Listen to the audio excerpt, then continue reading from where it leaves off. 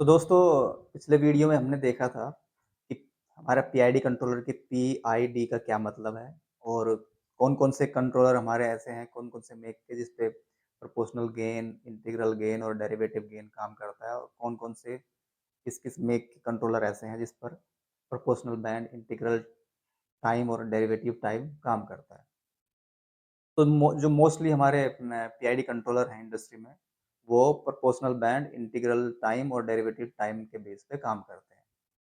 तो इस वीडियो में हम समझने की कोशिश करेंगे कि मान लिया मैं पी, आई और डी की कुछ वैल्यू डालता हूँ अपने पीआईडी में, तो उनका एक्चुअल मतलब क्या है? और अगर हम पी की वैल्यू बढ़ा देंगे या घटा देंगे, तो उससे कैसे इफ़ेक्ट पड़ेगा हमारे पीआईडी पे? या जो उसका आउटपुट होगा उस पे कैसे क्या इफ़ेक्ट पड़ेगा? तो सबसे पहले बात करते हैं प्रोपोर्शनल बैंड की। तो सपोज़ करो कि मैंने अपनी पीआईडी कंट्रोलर में पी की वैल्यू डाली है 30 प्रोपोर्शनल बैंड की और हमने एक सेट टेम्परेचर दिया है अपने सिस्टम के लिए 100 डिग्री टेम्परेचर और जो अभी का हमारा टेम्परेचर है वो 30 डिग्री है।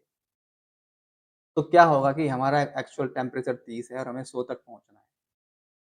तो जब हम अपने पीआईडी में पी की वैल्यू 30 सेट करते हैं, तो ये एक बैंड को निर्धारित कर देता है कि एक बैंड है जहाँ पे जिस जिस बैंड पे हमारा प्रोपोर्शनल एक्शन काम करेगा। जैसे मैंने 30 इसमें सेट की है, हमने 30 डिग्री से शुरू किया, 100 डिग्री तक पहुँचना है। तो होगा क्या जब तक 30 से हम 70 तक नहीं जाते, क्योंकि ये जो लास्ट के 70 से 100 का है, ये हमारा प्रोपोर्शनल बैंड है जो हमने निर्धारित कर दिया। तो 30 से 70 तक जो है, वो हमारा जो पी की प्रोपोर्शनल प्रोपोर्शनल एक्शन है, जो आउटपुट देगा वो 100% देगा। यानी कि 70 डिग्री तक जब तक हमारा टेम्परेचर नहीं पहुँच रहा, वो पूरा काम करेगा, खुल के जो है आउटपुट देगा हीटर को। 70 डिग्री के बाद, 70 से 100 के बाद, फिर वो घटना शुरू हो जाएगा। फिर वो घटेगा हमारा जो हमारी इक्वेशन है, यानी कि एरर के हिसाब से। जितनी ज़्यादा एरर उतना आउटपुट और जैसे-जैसे एरर हमारी कम होती चली जाएगी, हमारा आउटपुट भी कम होता चला जाएगा।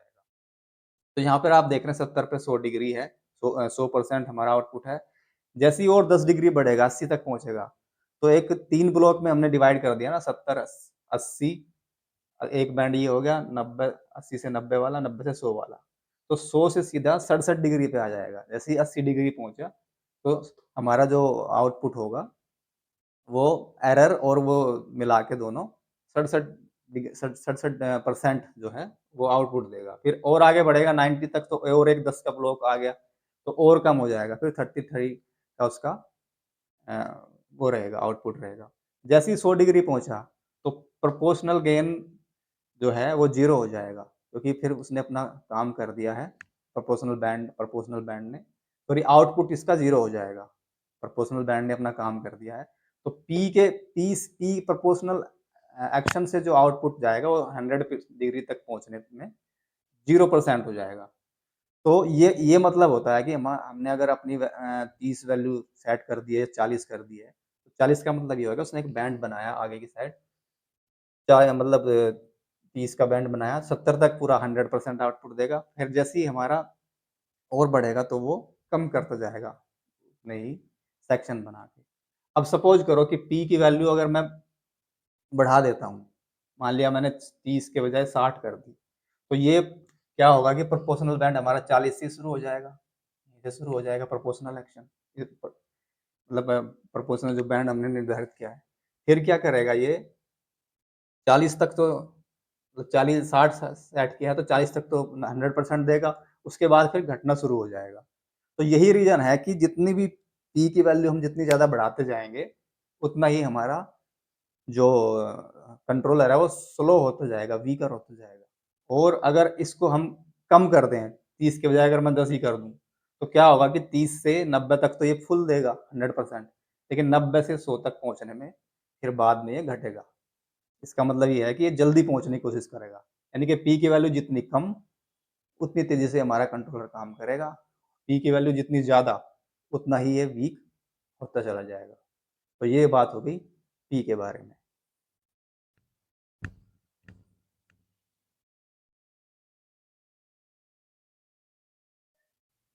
तो दोस्तों ये हमने अभी प्रोपोर्शनल बैंड के बारे में समझा। अब बात करते हैं इंटीग्रल टाइम क्या है?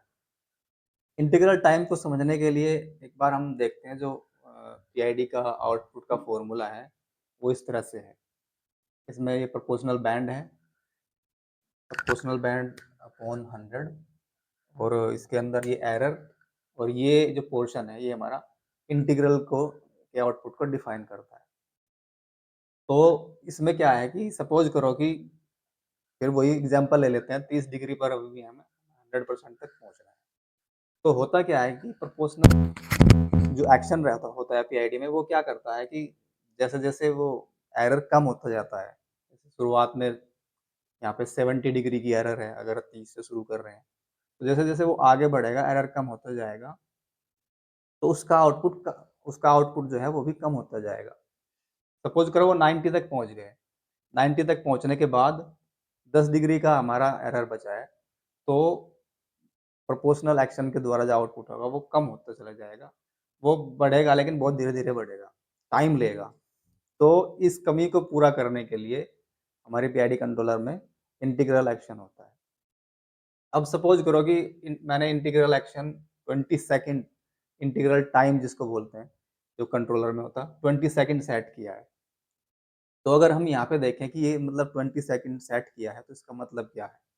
इसका मतलब ये है कि इस वाले से अगर हम देखें, तो जो आउटपुट होगा इंटीग्रल एक्शन के द्वारा, वो 1/20 जैसे कि यहाँ भी है 1/i 1/20 इंटू जो हमारी एरर है और एरर को कितना टाइम हो गया है, उस एरर वो कंप्लीट ना होने के लिए हम कितना टाइम हो चुका है। तो मान लिया 20 सेकंड से वो एरर चलती आ रही है और हम अपने टारगेट तक नहीं पहुँच पा रहे हैं। तो इंटीग्रल एक्शन क्या करेगा, वो देखेगा कि 20 सेकंड हो गए, टारगेट तक पहुँचे नहीं, 100 डिग्री पहुँचना है। तो वो इस तरह से कैलकुलेट करके 1/20 10 10 जो कि हमारी एरर है, 10 इंटू 20 तो ये 10 आ गया है। तो 10 आने का मतलब ये है कि कुछ परसेंट आउटपुट देगा ये और उस तक पहुँचने में मदद करेगा। अब ये समझने की कोशिश करते हैं अगर हम i को बढ़ाते हैं या घटाते हैं तो क्या होता है? अगर i को मैंने सपोज़ करो 40 सेकंड कर दिया 20 की जगह 40 सेकंड कर दिया, तो क्या होगा कि 1/40 इंटू 10 इंटू 20 इक्वल टू 5 यानी कि आउटपुट कम देगा। पहले 20 पे दे रहा था 10 और 40 पे देगा 5 और अगर हम इसको इस बार बढ़ा के ना घटाते हैं, मान लिया 10 कर देते हैं i 20 की जगह, तो ये 20 हो जाएगा। तो इस कैलकुलेशन से ये निष्कर्ष निकल रहा है कि i की वैल्यू हम जितनी ज़्यादा बढ़ा रहे हैं, उतना ही वो कम आउटपुट दे रहा है। यानी कि वो फिर आराम से कर रहा है काम, आराम से पहुँच रहा है टारगेट। जो उसको ऑफसेट भी कंप्लीट करना है, वो भी धीरे-धीरे कर रहा है। और अगर i की वैल्यू हम कम कर दे रहे हैं, जैसे मान लिया मैंने 10 ही कर दी, तो वो तो आउटपुट उसका बढ़ जा रहा है यहाँ पे 20 हो गया। यानी कि वो और अग्रेसिवली काम करेगा, 100 तक जल्दी पहुँचेगा। तो i के बारे में यही जानना है कि i की वैल्यू अगर हम बढ़ाते हैं या घटाते हैं 10, 20, 30 जितना रखते हैं, तो उससे कैसे इफ़ेक्ट होता है। तो ये था हमारा i के बारे में, इंटीग्रल एक्शन के बारे में। तो दोस्तों अभी तक हमने p और i जो हमारे फैक्टर्स हैं उसके बारे में जान लिया पीआईडी के। अब एक बचा है डेरिवेटिव टाइम उसके बारे में बात करते हैं। अगेन हम जो है जो पीआईडी का हमारा फ़ॉर्मूला उस पे जाते हैं। ये जो हमारा है पोर्शन ये डेरिवेटिव एक्शन का पोर्शन है। सपोज़ करो हमने पीआईडी में d की वैल्यू 60 सेकंड सेट की हुई है। अब क्या है कि हमें ये पोर्शन निकालना है कि इसकी वैल्यू कितनी आएगी अगर हम d equal to 60 second set करते हैं। उसके लिए हम पहले निकालते हैं ईटी बाई डीटी। ईटी क्या है यहाँ पे? ईटी मतलब एक पॉइंट ऑफ टाइम पे एरर है और इ उस उसी टाइम ये है उसका टाइम मतलब किस टाइम पे कितनी एरर है। यानी कि एक तरीके से ये rate of changing of error है। एरर के चेंज होने की रेट है। तो सपोज़ करो पहले हमारी शुरुआत में जब अ, हमने पीआईडी कंट्रोलर ऑन किया, हीटिंग सिस्टम अपना ऑन किया, तो हमारी एरर 70 डिग्री थी। 30 हमारा एक्चुअल था और टारगेट हमारा 100 तो उस टाइम एरर 70। अब जैसे-जैसे टेम्परेचर हमारा बढ़ता है, पी और आई अपना काम करते हैं, टेम्परेचर हमारा बढ़ता है। सपोज़ करो हम 30 से 50 पे पहुँच गए, तो हमारा अब एरर हमारा रह गया 50।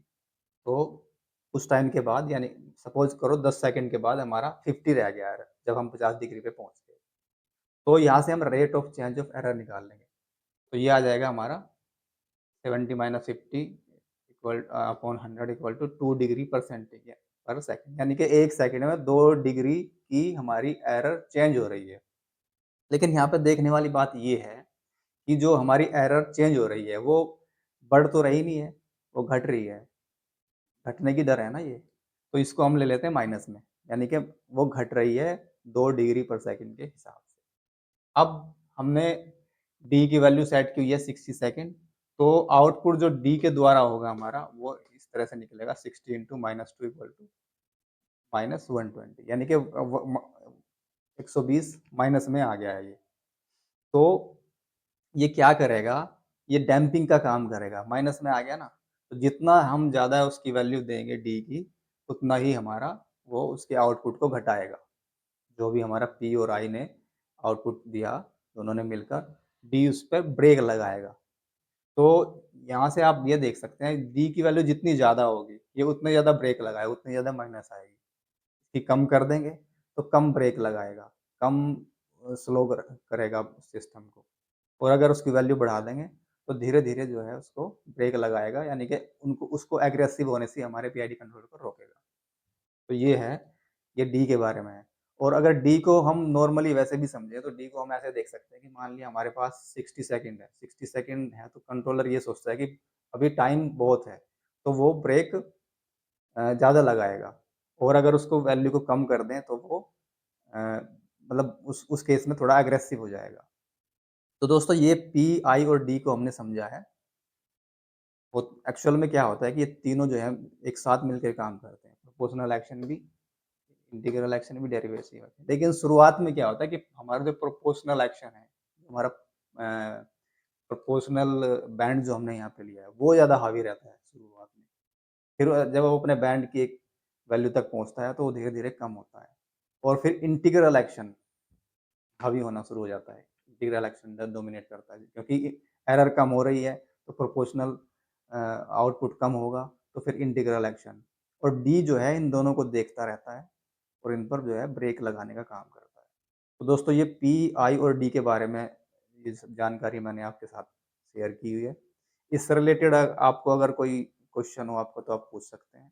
और अगर ये इन्फॉर्मेशन आपको यूज़फुल लगी हो तो प्लीज़ हमारे चैनल को सब्सक्राइब करें और लाइक